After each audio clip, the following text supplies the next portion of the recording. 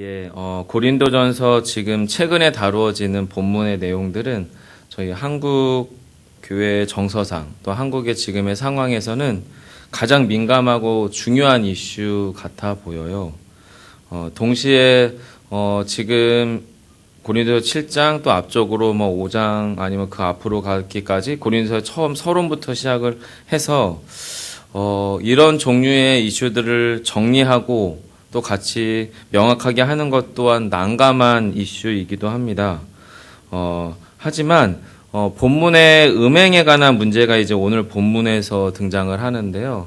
이게 한국 사회와 저희 교회 측면에서 오늘날의 성경적인 연애관 또는 결혼관, 성적인 취향, 기호, 또 더 나아가서 동성애 이슈에 이르기까지 맞닿아 있기 때문에 새벽 시간 이걸 다 다룰 수도 없고, 사실 오늘 좀 약간은 낯간지러운 이슈일 수 있는데 이게 또 기독학교 친구들이 앉아 있어가지고 이 원고대로 설교를 해야 될지 말아야 될지 고민 중인데요. 네, 잘 해보겠습니다. 네. 오늘 본문에 이제 음행이라는 말이 등장을 하죠. 음행이라는 말. 1절하고 2절 보시면 요걸 여러분 오해하고 들으면 야, 진짜 사도 바울 답도 없다. 부터 시작을 해서 이게 뭐야? 결혼이 이런 거야? 이렇게 읽힐 수 있는 본문인데요. 오해하지 말고 읽으셔야 되는데 1절, 2절 이렇게 얘기합니다. 너희가 쓴 문제에 대하여, 요 쓴 문제 앞에서 등장하는 요 음행이라고 하는 문제입니다. 그 음행이라고 하는 문제가 말하면 사도 바울이 말하는 거죠. 남자가 여자를 가까이 아니함이 좋다. 이 말은 마치 사도 바울이 지금 독신으로서 선교사 사역을 하는데 결혼 안 하는 게 좋다. 이제 그 말처럼 보여요. 읽기로는. 그러면서 2절에 보시면 음행을 피하기 위하여 남자마다 자기 아내를 두고 여자마다 자기 남편을 두어라 라고 이야기하는 걸로 얼핏 읽으면 이건 결혼하지 말라는 것 같기도 하고 결혼이라고 하는 것이 음행을 피하기 위한 도구로서 하는 것처럼 읽히는 본문이라 사도 바울 진짜 정근대적이고 뭘 모른다부터 시작을 해서 사도 바울에 대해서 아주 그냥 매도당하는 본문인데요. 사실 그런 의미는 아닙니다. 여러분, 사도 바울이 말하는 요 음행이라고 하는 문제는요, 단순히 어느 한 개인이 성적으로 무질서한 것만을 의미하지 않습니다. 사실 사도 바울은. 그래서 여러분 그 내용을 우리가 이해하려면 5장으로 한번 가봐야 되는데요. 5장. 한번 여러분 큐티책 한번 앞으로 좀 넘겨보시겠어요? 5장 1절로 3절까지 좀 한번 읽어보겠습니다. 네, 5장 1절로 3절 큐티책으로 48면이고요. 고린도서서 5장 1절로 3절 같이 한번 읽어볼게요. 시작. 너희 중에 심지어 음행이 있다함을 들으니 그런 음행은 이방인 중에서도 없는 것이라 누가 그 아버지의 아내를 취하였다 하는도다. 그리하고도 너희가 오히려 교만하여져서 어찌하여 통한이 여기지 아니하고 그 일 행한 자를 너희 중에서 쫓아내지 아니하였느냐? 내가 실로 몸으로는 떠나 있으나 영으로는 함께 있어서 거기 있는 것 같이 이런 일 행한 자를 이미 판단하였노라. 네. 보시면 1절의 음행이라는 단어와 7장에 등장하는 음행이라는 단어는 같은 단어예요. 즉 사도 바울이 지금 음행이라는 말을 사용할 때 이것이 어떤 의미의 음행인지를 지금 단도직입적으로 5장이 보여주고 있죠. 이 음행이라고 하는 것을 사도 바울이 표현을 하면서 여러분, 여기서 저와 여러분이 이제 한국적인 정서가 있기 때문에 이 성이라고 하는 문제가 지극히 개인적이고 은밀하고 부부간의 사적인 부분이기 때문에 한국에서는 이것이 공론화되는 것이 되게 민망하고 낯설고 어색한 문제입니다. 그리고 저도 역시 좀 새벽에 이 시간에 이 본문을 설교한다는 게 되게 멋쩍어요. 근데 본문이니까 일단 이야기를 하려고 하는 건데요.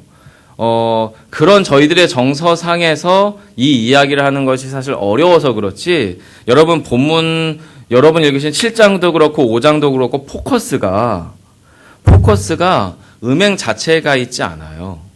여러분 1절에 보시면 이런 음행은 이방인 중에도 없는 건데 그게 어디 있다는 겁니까? 교회 안에 있다라고 하는 부분을 사도 바울이 지금 이상히 여기고 있는 겁니다. 그리고 또한 2절에 보시면 5장 2절에 그리하고도 너희가 오히려 교만하여져서 어떻게 통한이 여기지 아니하느냐.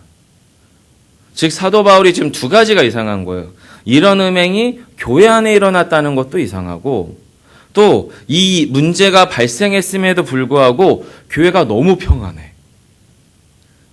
교회가 별 문제 없어 보이는 것 같은 거예요.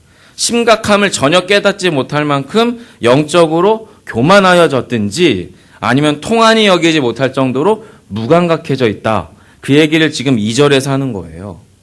결론적으로 3절에서 그 사람을 떠나보냈다 안 보냈다 이게 중요한 게 아니에요. 여러분 쫓아냈다 안 쫓아냈다 문제 이것은 결과적인 거고 과정상으로 원인상으로 사도 바울이 지금 이 문제에 대해서 심각성을 느끼는 문제는 음행이라고 하는 것이 교회 안에 발생했다는 것과 그리고 이 발생한 문제에 대해서 이 영적인 상태가 교만하여져서 영적으로 무감각하여져서 그것에 대한 아픔과 찔림이 저 사람의 잘못이 내 잘못이 아니라고 느끼는 이 말이 안 되는 교회 공동체성이 깨어진 것에 대해서 사도 바울이 이상히 여긴다는 거예요.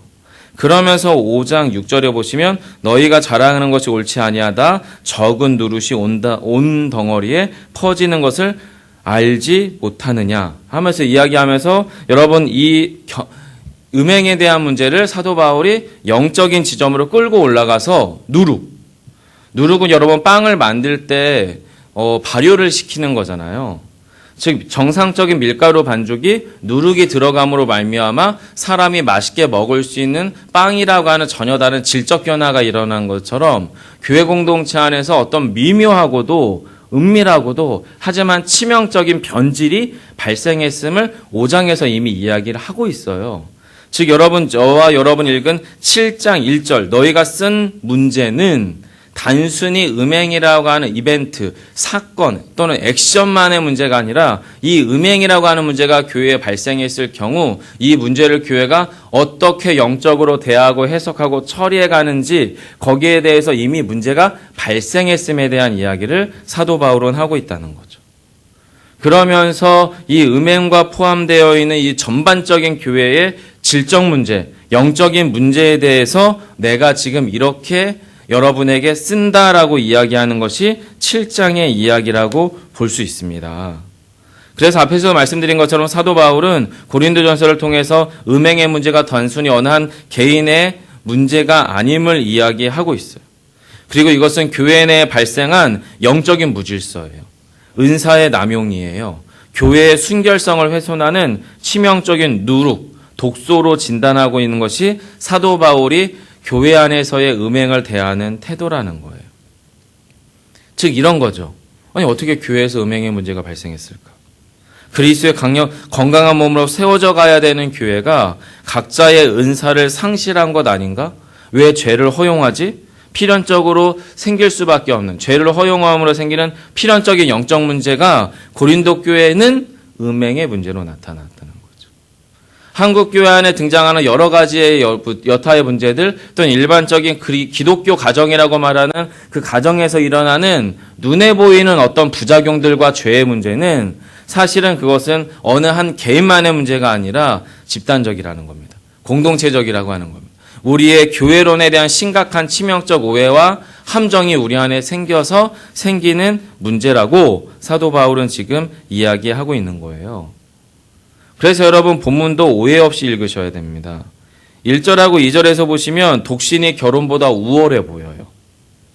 독신이 결혼보다 어떤 도덕적 우위나 순결성을 갖는 것처럼 보여요. 그러나 그것은 잘못된 독해입니다. 1절은 7절과 연결해서 읽어야 됩니다. 여러분 7절 보실래요? 나는 모든 사람이 나와 같기를 원하노라. 그러나 각각 하나님께 받은 자기의 은사가 있으니 이 사람은 이러하고 저 사람은 저러하니라. 성도 여러분 보시면 1절과 7절을 연결해서 보면 독신이 결혼하는 것보다 영적으로 훨씬 우월하다 그 얘기를 하고 있는 것이 아니라고 하는 것을 우리가 알게 됩니다. 사도 바울은 각각의 하나님이 우리에게 주신 바 된 은사가 있다는 거죠. 은사가. 그리고 기본적으로 사도 바울처럼 하실 필요도 없어요. 여러분 우리에게 독신의 은사가 있다는 것은 저의 지극히 개인적인 생각이지만 웬만한 사람에게 하나님은 독신의 은사를 주시지 않는 것 같아요. 왜냐하면 우리는 교회에서 부부됨을 통해서 그리스도와 교회의 연합의 신비를 구현해내야 되는 사명이 있는 사람들이거든요.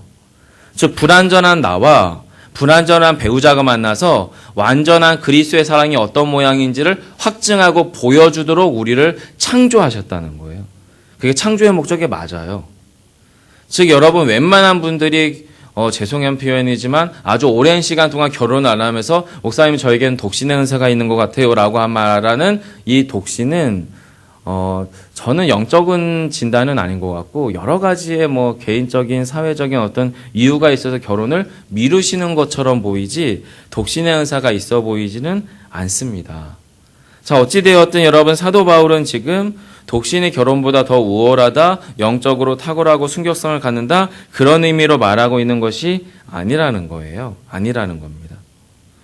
그러면서 지금 2절에 보시면 음행을 피하기 위하여 남자마다 자기 아내를 두고 여자마다 남편을 두라. 이것 역시도 그거예요.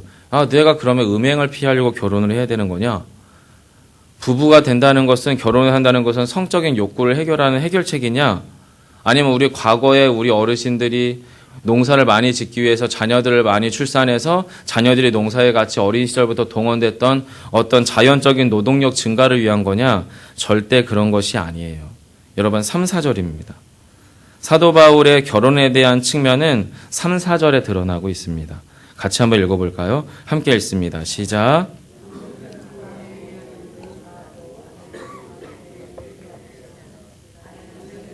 주장하지 못하고 그 남편이 하며 남편도 그와 같이 자기 몸을 주장하지 못하고 오직 그 아내가 하나니. 네.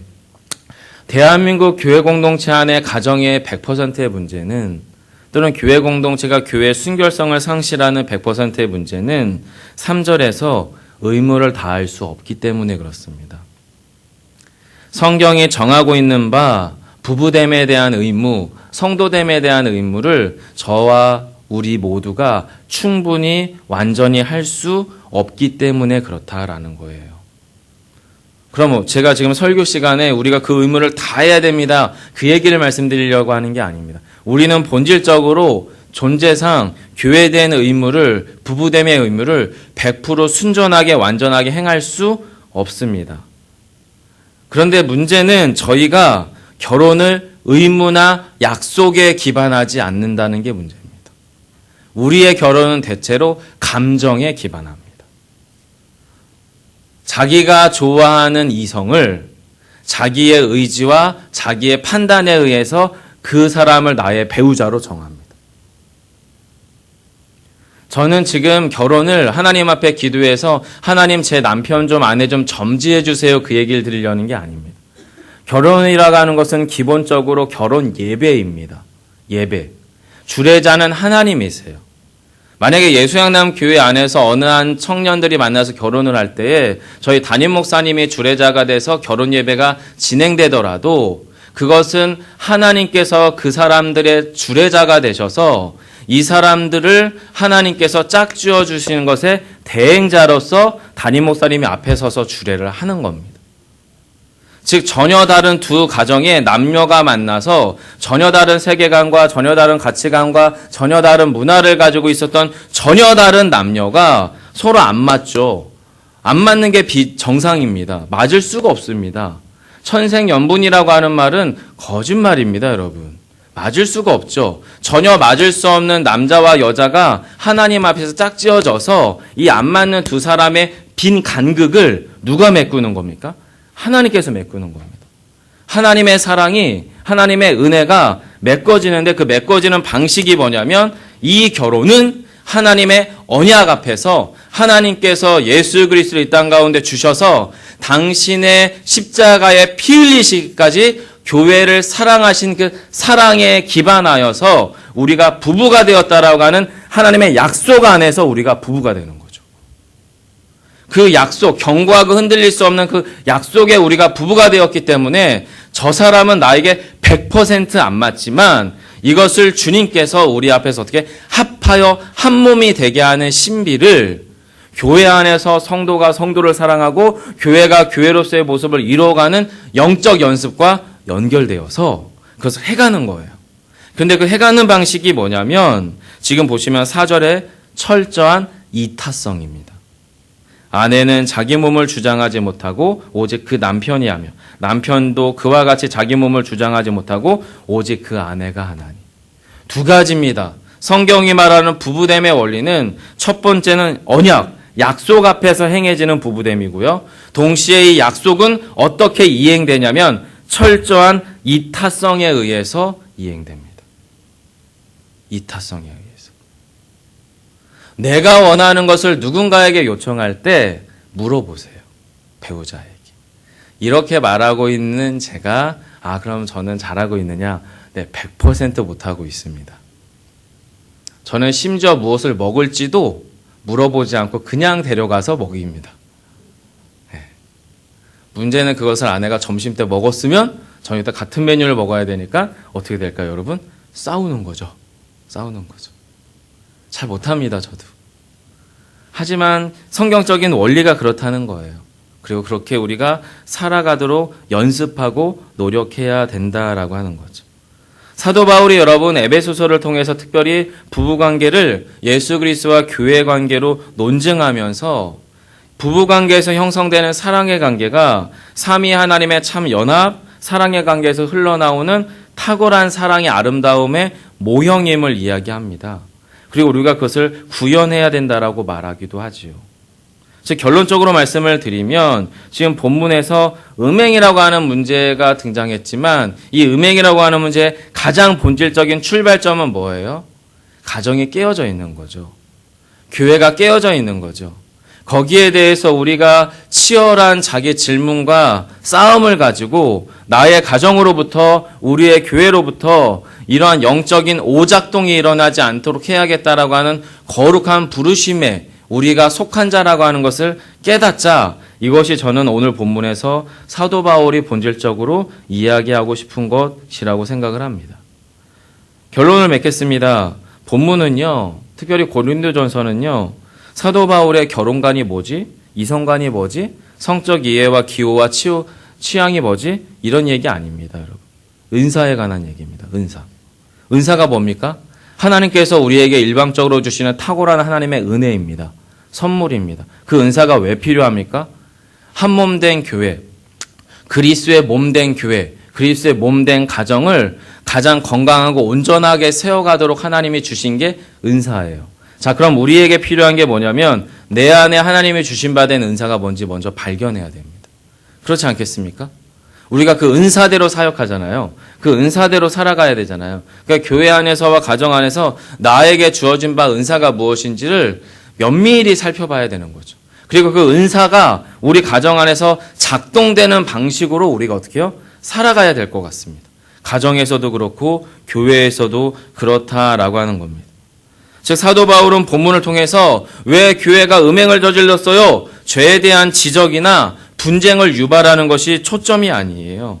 오히려 교회 안에 성도에게 하나님이 이미 주신 바 된 은사가 제대로 역사하지 않는 은사 부재의 상황에 대해서 진단하고 그것을 가슴 아파하고 있는 거죠. 진실로 교회가 예수 그리스도를 주로 고백하는 연합 공동체라면 진실로 가정이 하나님의 주례자가 되셔서 저와 여러분을 각각의 배우자와 한 되도록 부르신 것이 분명하다면 그래서 가정 안에서든 교회 안에서든 그리스도의 몸을 순전하게 이루어가는 신비에 우리를 참여시킨 것이라면 우리에게 필요한 질문은 야 이런 음행이 있었대. 야 이런 부정직이 있었대. 이런 죄가 있었대. 이런 것들로 가십거리를 삼는 것이 문제가 아니라 우리 안에서 진실로 교회의 아름다움을 그리스도의 몸으로서의 아름다움을 갈망하느냐. 이것이 저에게 가장 중요한 것이 아닐까 싶습니다. 그리고 저희 모두에게 말입니다. 결론을 맺도록 할게요. 여러분 저는 오늘 이 본문 가운데에서 저를 발견하게 됩니다. 자유롭지 않습니다. 그리고 그 가운데에서 저는 하나님 앞에서 목회자이며 또한 한 가정의 남편이고 아버지로서 내가 순결하게 살아야지 라고 하는 결론을 말씀드리고 싶지 않습니다. 왜요? 저는 실패할 거니까.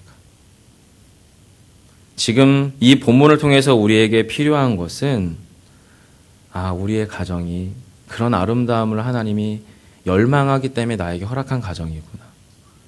우리의 교회가 그런 아름다움을 하나님이 주시기 위해서 당신의 아들을 죽이시기까지 그렇게 하셨구나 라는 거죠. 아주 가끔은 제가 이게 녹화되긴 하는데 담임 목사님이나 교회에 대한 불평과 불만의 제한이 생길 때가 있습니다. 근데 최근에 하나님 앞에 기도하는 동안에 하나님이 저에게 그렇게 질문하셨어요. 규성아, 내가 나의 사랑하는 아들을 완전히 내어줘서 십자가에 죽이기까지 내가 사랑했던 예수양남교회고 내가 사랑했던 정가신 목사인데 넌 왜 그 교회를 충분히 사랑하지 못하니? 라는 질문이었습니다. 그리고 이것은 그대로 가정에 또 여러분의 교회와 목장 안에 대입되죠. 그 사람은 여러분을 만나기 전에, 그 성도는 이 교회 안에 여러분과 교제하기 전에 이미 하나님께서 당신의 아들을 전부를 내어주기까지 사랑하기로 결정했던 그 사람이요, 그 성도요, 그 하나님의 사람이에요. 그를 사랑하지 못하는 것은 우리 안에 사랑의 은사가 없기 때문이든지 사랑의 은사를 사용하지 않기로 우리가 작정했든지 둘 중에 하나입니다. 그리고 우리 안에 그리스도의 참 사랑이 있다면 저와 여러분은 이미 그 사랑의 은사를 충분히 받으셨어요. 다만 나의 욕망, 내 욕심, 내 미움, 나의 모든 죄악의 씨앗들이 그 사랑을 사용하지 않도록 꽉 붙잡고 있기 때문이죠. 그리고 그 가운데에서 저에게 필요한 것은 회개였습니다. 그리고 다시 한번 사랑하기로 결정하고 사랑해 가는 거죠. 100을 사랑할 수 없어요, 여러분. 50을 사랑하든 30을 사랑하든 우리가 사랑할 수 있는 사랑의 분량껏 하셔야 돼요. 그것은 대가를 바라는 사랑은 아닐 거예요. 이미 그 대가는 그리스도로 받았으니까. 근데 대체로 우리의 사랑은 보상을, 대가를 전제로 하죠. 죄송하지만 나의 그 사랑으로 이 설교를 듣고 오늘 내가 그렇게 해봐야겠다. 그럼 100% 실패할 거예요. 하지만 나를 향해서 그리스도가 무엇을 행하셨는지를 기억하신다면 그 사랑으로부터 출발하는 그 어떤 것이라면 실패해도 괜찮아요. 거절당해도 괜찮습니다. 우리는 오늘 그 사랑으로 누군가를 사랑했기 때문에 여러분 그 사랑이 충만한 오늘 한날 되시기를 간절히 소망합니다. 기도하겠습니다. 사랑의 주님, 오늘 저희는 민감하고 자극적인 이슈를 본문에서 만났습니다. 나의 음행이 아니라 그들의 음행이기 때문에 도덕적 잣대를 가지고 도덕적 우월감을 가지고 본문을 다루고 진단할 수도 있습니다. 하지만 더 정직하게는 고린도 교회에 발생한 그 어떤 종류의 음행과 죄의 문제들은 실상 우리의 삶에서 내 안에서 충분히 일어날 수 있는 일들인 것을 고백드립니다. 사랑의 주님, 저희들 모두에게 예수 그리스도를 주시기까지 누군가를, 교회를, 배우자를 사랑하도록 요청하신 그 주님의 큰 사랑이 오늘 하루 우리의 삶을 새롭게 할 수 있는 귀한 한 날 되게 해 주옵소서. 하나님, 그래서 우리의 삶은 우리의 노력으로는 끊임없이 또 다른 죄의 모양으로 치달아갈 수밖에 없지만 우리를 향하여, 교회를 향하여 그리스도께서 무엇을 행하셨는지를 한 번 더 기억하게 하셔서 주님, 우리로서가 아닌 내 안에 계신 그리스도로서 더 기뻐하고 더 사랑하고 더 따뜻하며 더 그리스도의 사랑을 나눌 수 있는 저희 모두의 삶 되게 하시기를 소망하옵고 예수님 이름으로 기도드립니다. 아멘. 하늘에 계신 우리 아버지여